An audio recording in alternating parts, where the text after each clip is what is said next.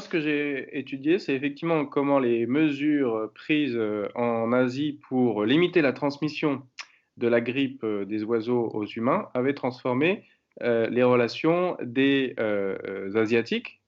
aux oiseaux. Et en fait, j'étais parti de l'analogie entre l'abattage massif des bovins en Europe au moment de la crise de la vache folle en 1996 et l'abattage massif des volailles en Chine en 1997 avec le H5N1. Donc je me suis demandé, finalement, dans ces moments de crise où on sépare les hommes et les oiseaux, qui sont quand même des espèces animales qui vivent à distance de nous, mais avec toujours quand même cette fascination qu'ils exercent sur nous, eh bien, comment on va reconstruire en quelque sorte la relation après la crise. Donc j'ai étudié tous les lieux où les hommes sont en relation, les humains sont en relation avec des oiseaux sauvages ou domestiques, c'est-à-dire des réserves naturelles, des fermes, des marchés, où à Hong Kong on peut tuer des poulets vivants devant un consommateur pour des raisons à la fois gustatives et thérapeutiques en quelque sorte. Et puis enfin les douanes où on fait passer les poulets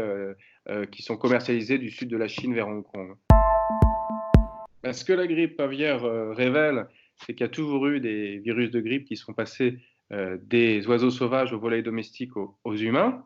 notamment dans le sud de la Chine, parce que c'est là que le poulet mondial a été domestiqué il y a sans doute 7000 ans. Mais en quelque sorte, on ne s'en rendait pas compte parce qu'il n'y avait pas l'élevage industriel qui augmentait les possibilités de transmission. Donc, c'est du fait que le nombre de volailles domestiques en Chine a été multiplié par 100, de 13 millions à 13 milliards entre 1968 et 1997, que la grippe aviaire est devenue un véritable risque, non seulement pour la Chine, mais pour le reste du monde.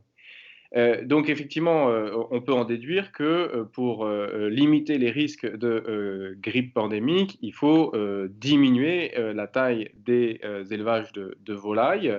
et plus généralement limiter l'impact de l'élevage industriel d'animaux sur notre environnement, hein. C'est ce qu'on voit bien sûr avec les cochons. L'an dernier, la Chine a été infectée par la peste porcine africaine qui a décimé la moitié du cheptel, c'est-à-dire 500 millions de porcs. Ce n'est pas une maladie transmissible aux animaux, mais c'est quand même un résultat de l'élevage industriel de porcs.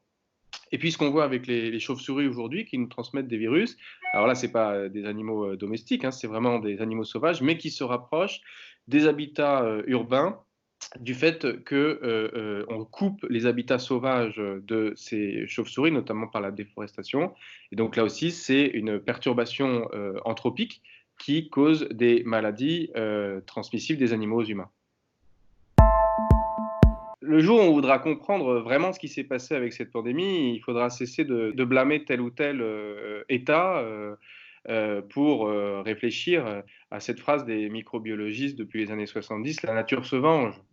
C'est quand même des chauves-souris qui nous envoient des virus, non pas pour nous punir des mauvais traitements que nous leur imposons, mais pour nous envoyer un signal que le mode de consommation que nous avons adopté par rapport à la nature n'est pas le bon. Donc, ça oblige effectivement à changer de mode de vie, d'exploitation de la nature et d'adopter donc un rapport plus respectueux aux animaux que nous pouvons continuer effectivement à élever et à manger, mais en refaisant en quelque sorte le pacte ou le contrat par lequel nous échangeons avec eux des biens contre d'autres. Et les virus signalent que, au lieu de nous envoyer des biens, la viande, la nourriture, le lait, le cuir, ils nous envoient des maux, MAUX, c'est-à-dire des virus. En Asie, on est sans doute moins prêt économiquement parce qu'il y a eu tout ce phénomène de rattrapage très rapide du mode de vie occidental avec une consommation exponentielle de la viande, donc en 30 ans, pour mettre fin en quelque sorte aux années de disette du maoïsme. Mais par contre, on n'y est plus prêt spirituellement ou culturellement parce qu'on ne fait pas cette coupure entre les humains et le reste de la nature.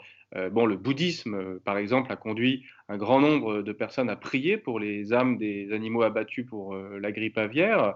Et puis, tout simplement, le message des microbiologistes depuis les années 70 sur lequel la nature se venge des mauvais traitements que nous leur imposons est beaucoup mieux compris en Asie, du fait d'une conception beaucoup plus cyclique de l'insertion de l'homme dans la nature, que dans la tradition européenne, où l'homme est supposé supérieur à la nature, maître et possesseur de la nature.